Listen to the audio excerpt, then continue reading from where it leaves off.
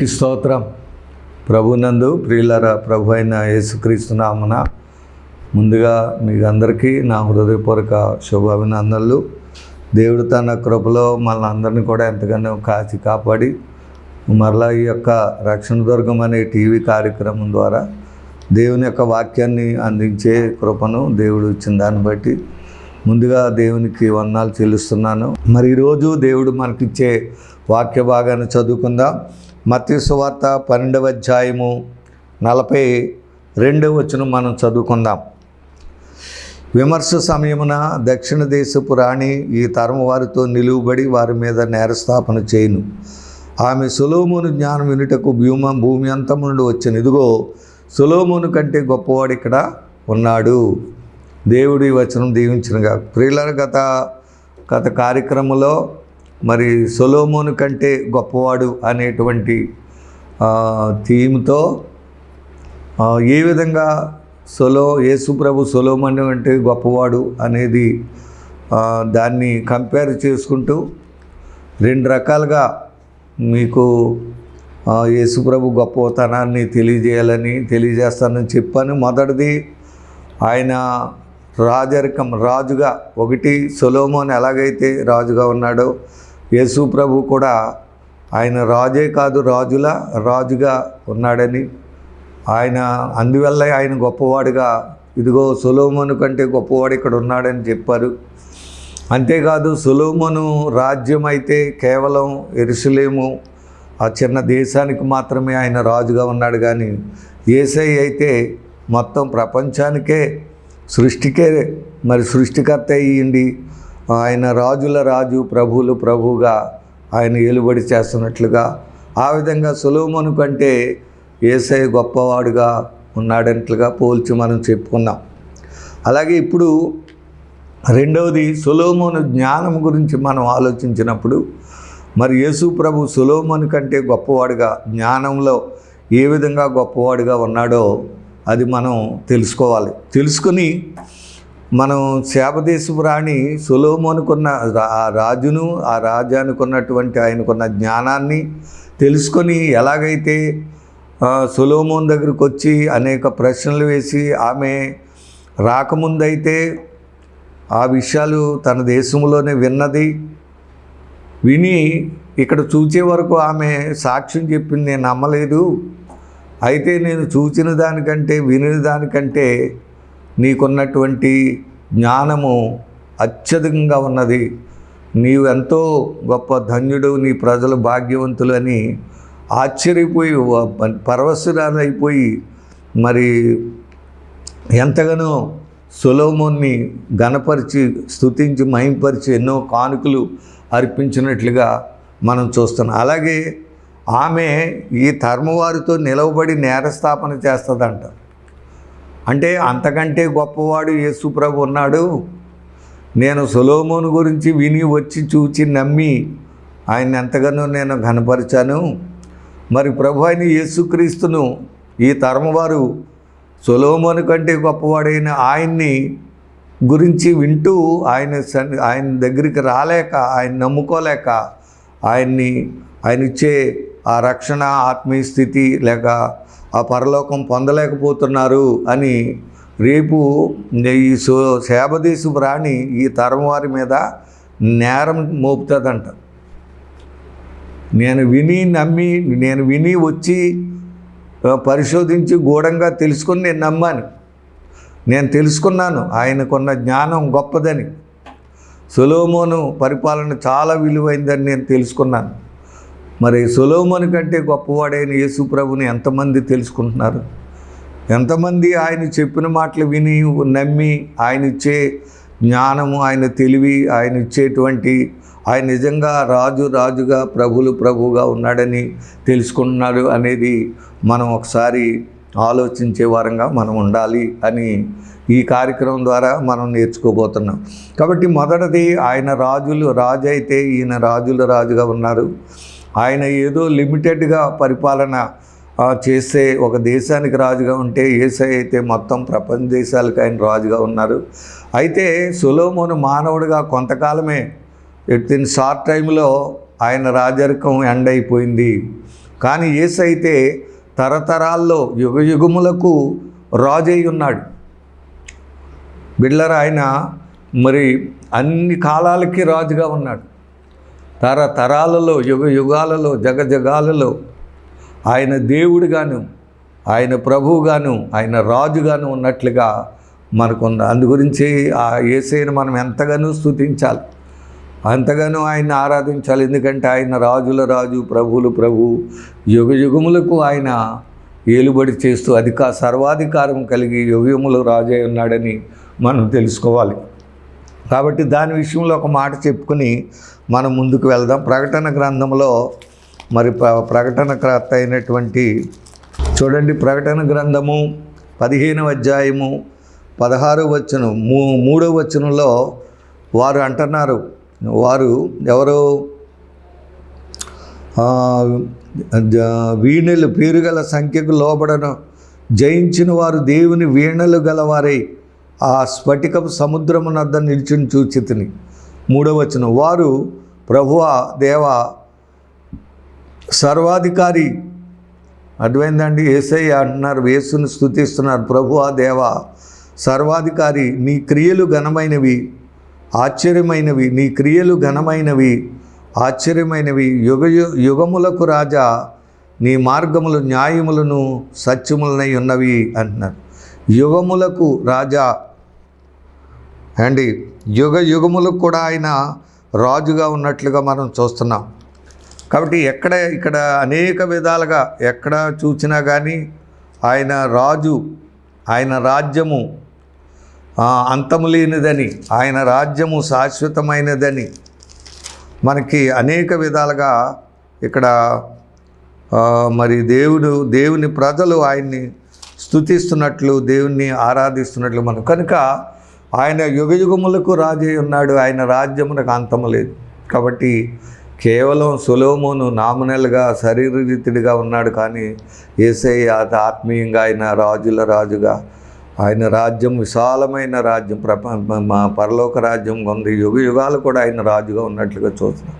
మరి అటువంటి రాజుని ఎంతమంది తెలుసుకుంటున్నారు? ఆ ప్రభువుని ఎంతమంది నమ్ముకుని ఆయన ఇచ్చే రక్షణ పొందుకొని ఆయన రాజ్యములో ఆయన ప్రజలుగా, ఆయన యొక్క ప్రజలుగా ఉంటూ యుగాలు ఆయనతో పాటు జీవించే ఆ గొప్ప జీవితాన్ని ఎంతమంది కోరుకుంటున్నారనేది ఈ వాక్యం ద్వారా మీరు తెలుసుకోవాలని దైవజనుడిగా నేను కోరుతున్నాను. రెండవదిగా ఆయన జ్ఞానము. సొలొమోను ముందు చెప్పాను మీకు, దేవునికి ప్రార్థన చేస్తే సొలొమోను ఏమడిగాడంటే జ్ఞానమును అడిగాడు. ఇంత విశాలమైన ఈ రాజ్యాన్ని పరిపాలించడానికి జ్ఞానము నాకు దయచేయమని అడిగినప్పుడు దేవుడు మరి విస్తారమైన సమృద్ధి అయిన జ్ఞానం ఆయనకి ఇచ్చినట్లుగా మనం చూస్తున్నాం.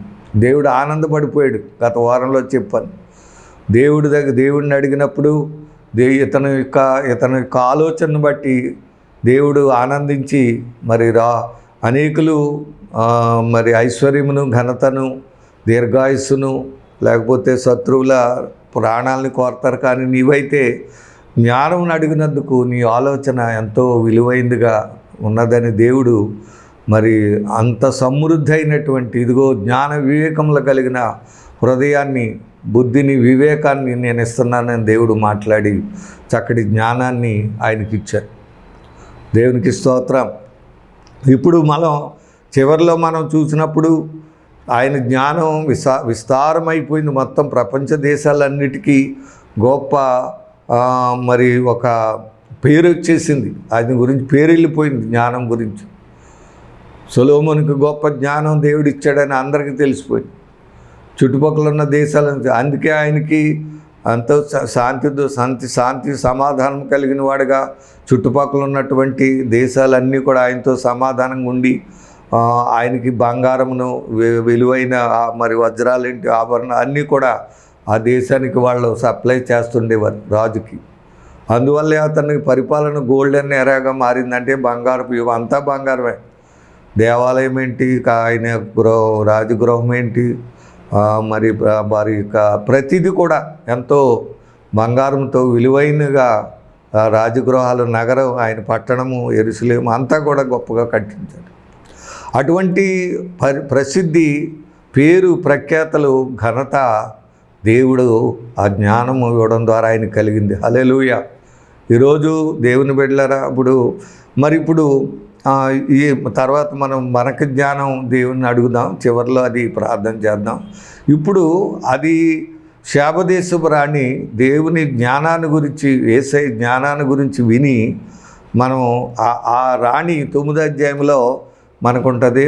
దినవృత్తాంతములు 2వ దినము 9వ అధ్యాయంలో ఆయన్ని పరిశోధించడానికి వచ్చినట్లుగా మనం చూస్తున్నాం.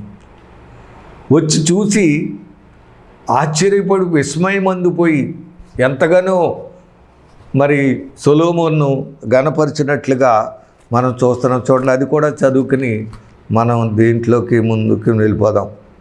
చూడండి, 9వ అధ్యాయం మొదటి నుంచి. శాపదేశపు రాణి సొలొమోను కూర్చిన ప్రసిద్ధి విన్నప్పుడు గూఢమైన ప్రశ్నల చేత సొలొమోను శోధించవలనని కోరి మిక్కిలి గొప్ప పరివారమును వెంటబెట్టుకుని గంధవర్గములు, విస్తారభంగ రత్నములను ఒంటెల మీద ఎక్కించుకుని యెరూషలేమునకు వచ్చిన ఆమె సొలొమోనునద్దకు వచ్చి తన మనసులోని విషయములన్నీ అతనితో మాట్లాడి సొలొమోను ఆమె ప్రశ్నలన్నిటికీ ఆమెకు విడదీసి చెప్పింది. సొలొమోను ఆమెకు ప్రత్యుత్తరము చెప్పలేని మరుగైన మాట ఏదీ లేకపోయింది. శాపదేశపు రాణి సొలొమోను కలిగిన జ్ఞానమును, అతడు కట్టించిన నగరను, అతని బల్ల మీద భోజన పదార్థములు, అతని సేవకులు కూర్చుంటే అతని ఉపచారులు కనిపెట్టి వారి వస్త్రములు, అతని గిన్నెలు అందించు వారి వస్త్రములను, యెహోవా మందిరమందు అతడు అర్పించు దహన బలులను చూచినప్పుడు ఆమె విస్మయం ఉంది. రాజుతో ఇట్లనెను. సరే, చూడకముందు ఏదో అనుకుంది, నమ్మలేదు. కానీ చూసిన తర్వాత విస్మయం ఉంది. ఏమంటుందో చూడండి, ఏం మాట్లాడుతుందో. నీ కార్యములు గూర్చియు జ్ఞానమును గూర్చియు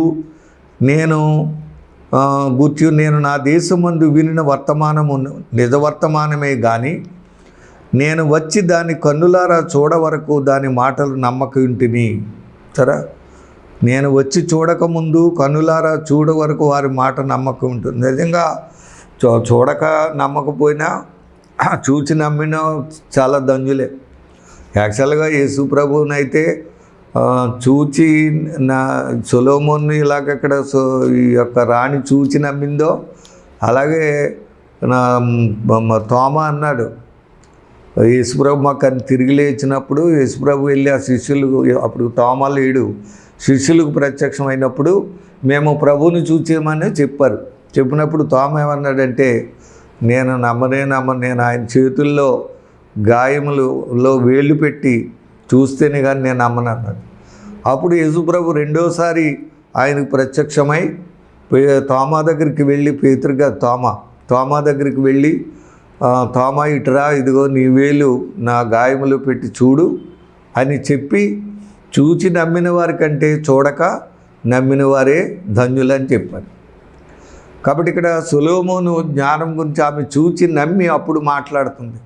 మనం చూడకుండా నమ్మిన యేసుప్రభుని నువ్వు చూడకపోయినా సరే, నీకు ఆయన ఎవరో తెలియకపోయినా సరే, నువ్వు నమ్మితే ధన్యుడు అవుతావు, ధన్యురాలు అవుతావు. హల్లెలూయా. ఇక్కడ ప్రభువుకి ఈయనకి ఉన్న తేడా అది. తోమా చూచి నమ్మాడనుకు ప్రభువా దేవా అని ఏడ్చాడు. అయ్యో నేను అవిశ్వాసిని ప్రభు అని తర్వాత గొల్లు చేసి ఏడ్చాడు అనుకోండి, అవిశ్వాసి అతను. మనం అవిశ్వాసులంగా ప్రభువు నిమిత్తమై అభ్యంతరపడే వారంగా, అవిశ్వాసులంగా ఏదో ఆయనలో ఏమీ లేదనుకోకుండా సిలువ వేయబడ్డాడు ఆయన ఏంటని ఒక చులకనగా మనం ఆలోచన చేయకుండా, నిజంగా ఆయన దేవుడని, రక్షకుడని, ప్రభు అని, సర్వాధికారం యుగంలో రాజు అని, జ్ఞానం ఇచ్చేవాడని, తెలివినిచ్చే ఆయనలో అన్నిటికీ మూలం ఆయనని తెలుసుకొని మనం నమ్మితే ఖచ్చితంగా ఆయన గొప్పవాడే. సొలొమోను కంటే ఏంటి, యోనా కంటే, అందరికంటే గొప్పవాడు యేసు ప్రభు. హల్లెలూయా. నమ్మాలి. కాబట్టి ఇక్కడ నేను కన్నులారా చూడకముందు వారి మాటలు నమ్మక ఇంటిని. వారి మాటలంటే ఆమెకి వెళ్ళి తెలుసుకున్న వాళ్ళు చెప్తే నమ్మలేదు.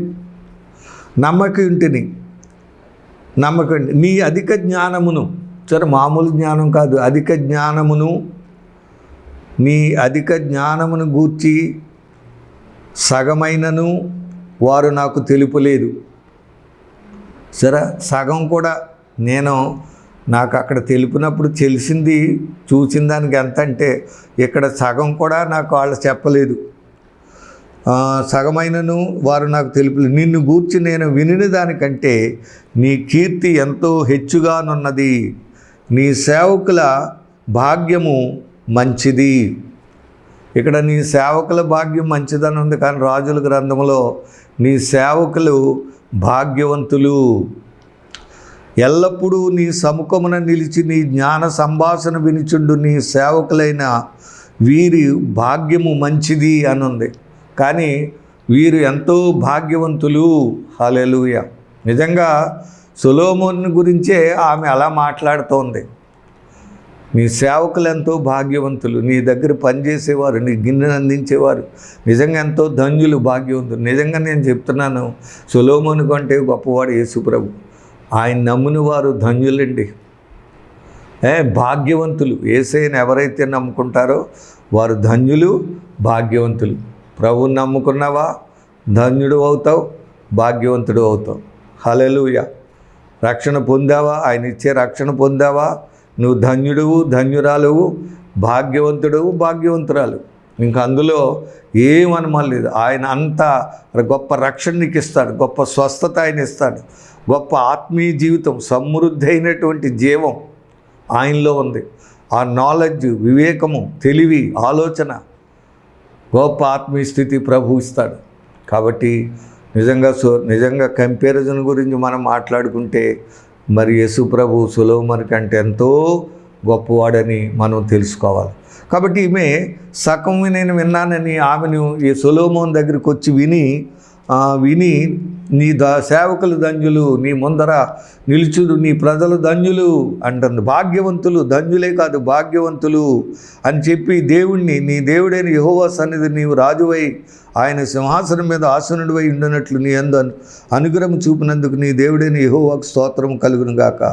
ఇశ్రాయేలీయుల నిత్యము స్థిరపరచవలనన్న దయాలోచన నీ దేవుని కలిగి ఉన్నందున నీతి న్యాయములు జరిగించుటకు ఆయన నిన్ను వారి మీద రాజుగా నియమించని చెప్పాను. అప్పుడు మాట్లాడి దేవుని స్తుతించింది. దేవుని ఎంతగానో రాజుగా నియమించిన ఆ దేవునికి, ఇశ్రాయేల్ రాజు దేవునికి స్తుతించింది. అంతేకాదు చివరికి ఆమె రాజునకు 240 మణుగుల బంగారం, విస్తారమైన గంధవరం రత్నములు ఇచ్చాను. శాబదేశపు రాజు సొలొమోను, రాజైన సొలొమోనుకి ఇచ్చిన గంధవర్గంలో సాటి అనేది ఏదీ లేదు. హల్లెలూయా. ఇదియుగాక ఓపీరు నుండి బంగారం తెచ్చిన హీరాము పనివారు, సొలొమోను పనివారు చందనపు రాను రత్నములు కూడా కొని వచ్చి ఇలాగా బంగారం, వెండి ఇచ్చి ఆయన ఎంతో కొనియాడు.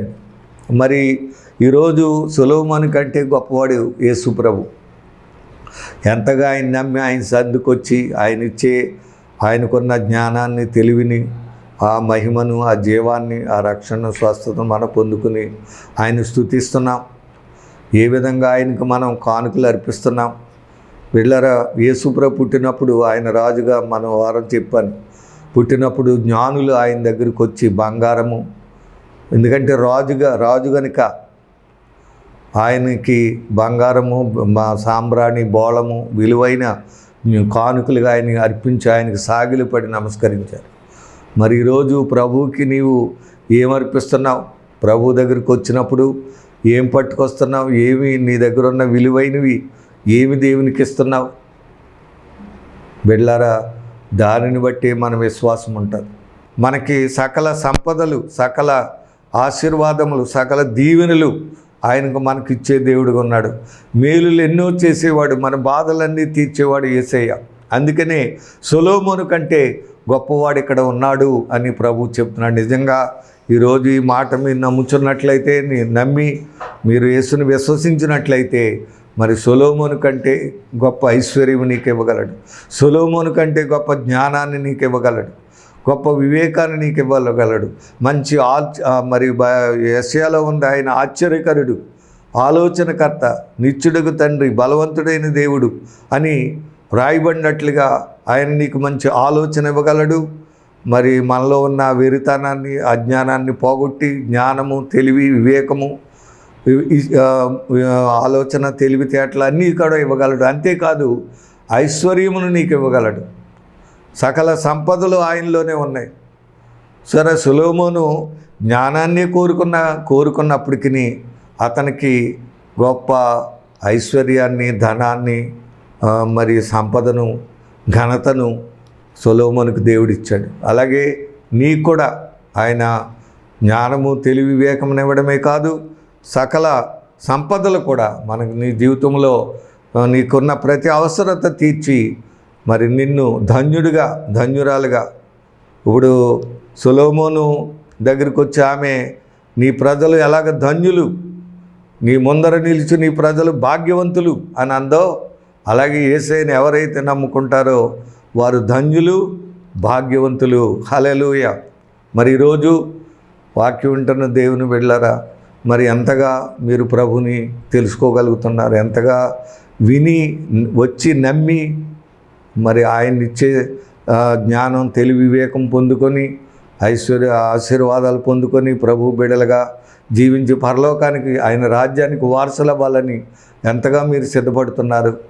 ఏ విధంగా ప్రభువుని తెలుసుకున్నారు అనేది వాక్యం ద్వారా మీరు ఈరోజు తెలుసుకోవాలని దయచేసి. ఒకవేళ లేకపోతే ప్రభువుని అడగండి, ప్రార్థించండి. ప్రభువా, ఇదిగో నీవు సొలొమోను కంటే గొప్పవాడవన్నా కనుక ఇదిగో నీ జ్ఞానం మాకివ్వండి, నీ తెలివిని మాకివ్వండి, నీ ఆలోచన మాకివ్వండి, నీ యొక్క సంపదలు, నీలో ఉన్న దీవెనలు, నీలో ఉన్న ఆశీర్వాదాలు ఇమ్మని అడగండి.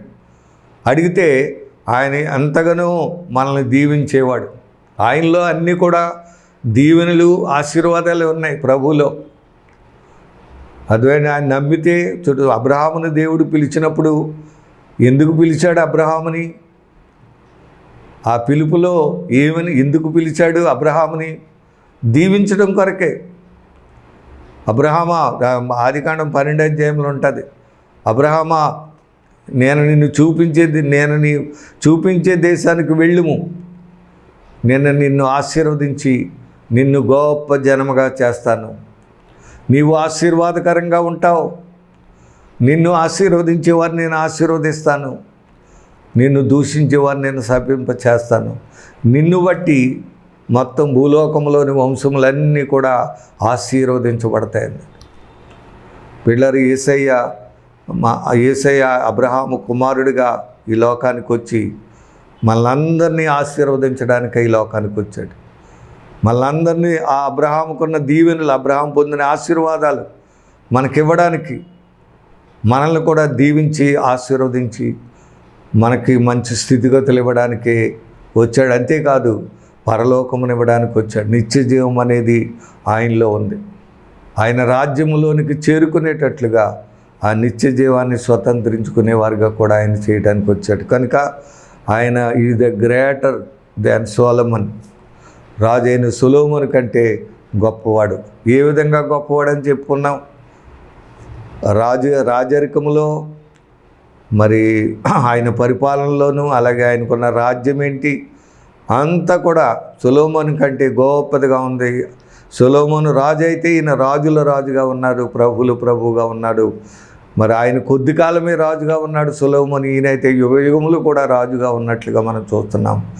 రెండవదిగా ఆయన జ్ఞానమును, సొలొమోను జ్ఞానం అడిగినప్పుడు ఆయనకి విస్తారమైన జ్ఞానం ఇచ్చాడు.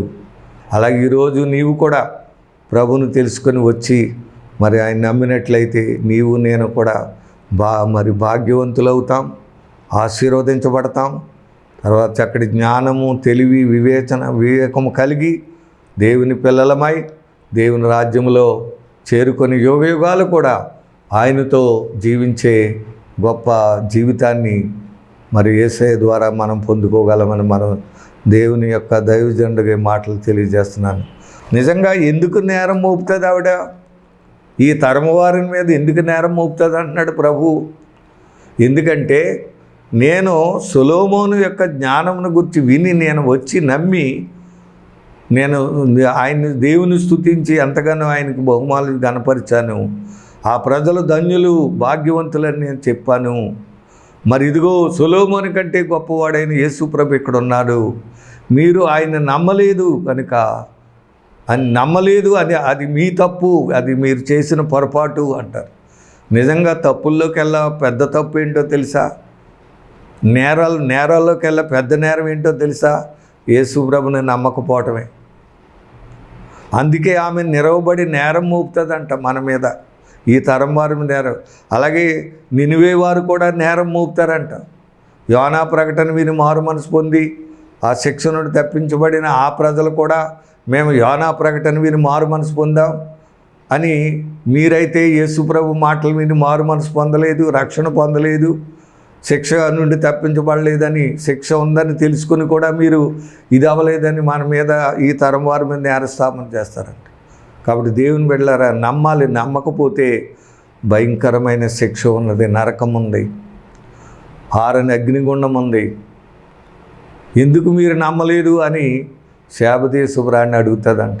నేరం అవుతుంది నమ్మనందువల్ల నువ్వు బాధపడుతున్నారు. నరకంలో పడి ధనవంతుడు ఎలా బాధపడుతున్నాడు, అక్కడి నుంచి కేకలేస్తున్నాడు. నమ్మకపోవడం వల్ల నొచ్చుకుంటారంట, బాధపడతారంట. అయ్యో మేము ఎందుకు నమ్మలేదని అక్కడ నోరు నెత్తి కొట్టుకుని ఏడుస్తారట నరకంలో. సరే, కనుక మనం అలాగే నమ్మకుండా ఉండి నేరస్తులం కాకుండా నమ్మి ధన్యులమై భాగ్యవంతులమై ఆయన ఇచ్చే రక్షణ, స్వస్థత, ఆత్మీయ జీవితం కలిగి పరలోకానికి సిద్ధపడే పిల్లలుగా మీరు నేను సిద్ధపడాలని దైవజనుడు కోరుకుంటూ, అటు గొప్ప రక్షణ, ఆ జ్ఞానం, తెలివి, వివేకముకి సకల ఐశ్వర్యములు దేవుడిచ్చి మిమ్మల్ని ఎంతగానో దీవించి ఆశీర్వదించి ఆయన రాజ్యములో యుగయుగాలు కూడా, ఆయన రాజుల రాజు ప్రభులు ప్రభువు ఉన్నాడు కనుక ఆయన రాజ్యములో నిత్యం మీరు యుగములు జీవించాలని కోరుకుంటూ ఈ మాటలు మీకు చెప్పి నేను ముగిస్తున్నాను. దేవుడి మాటలను దీవించి ఆశీర్వదించునుగాక. ఆమేన్. చిన్న ప్రార్థన చేసుకుందాం. మహాపరిశుద్ధుడా, మహోన్నతుడా యేసయ్య, నీకు వందనాలు, స్తోత్రాలు చెల్లిస్తున్నాం. ప్రభువా, ఇదిగో గత 2 కార్యక్రమాల గురించి, మరి ఇదిగో సొలొమోను కంటే గొప్పవాడు ఇక్కడ ఉన్నాడని ఆ మాటను బట్టి, ఇదిగో సొలొమోనుకున్న ఆ సొలొమోను ముందుగా రాజు అయి ఉన్నాడు, రెండవదిగా ఆయనకి జ్ఞానం కలిగిన వాడుగా ఉన్నాడని, అలాగే యేసయ్య రాజుల రాజు ప్రభుల ప్రభు అని ఆయన రాజ్యం ఎంతో విలువైనదని, మరి ఈరోజు ఆయనకున్న జ్ఞానము, సొలొమోను జ్ఞానము కలిగిన వాడైతే ఈ యేసయ్య అయితే జ్ఞానానికి మూలము, ఆయనే కారణమై ఉన్నాడని, మరి ఆయన ద్వారానే సమస్తమును కలుగుతున్నాయని, మరి నాయన ఐశ్వర్యమునిచ్చే దేవుడని, ఇదిగో చక్కటి వర్తమానం ద్వారా మీరు మాతో మాట్లాడారు, నీకు వందనాలు చెల్లిస్తున్నాం. అన్ని విధాల ఈ కార్యక్రమాలు దీవెనకరంగా, నీకు మేలుకరంగా, నీకు మహిమకరంగా వాడుకోమని, ప్రార్థనకు ప్రతిఫలం దయచేయమని మా ప్రభువును రక్షకుడైన యేసు నామమును అడిగి వేడుకొనుచున్నాను పరమ తండ్రి. ఆమేన్. God bless you. దేవుడు మిమ్మల్ని దీవించును గాక. Thank you.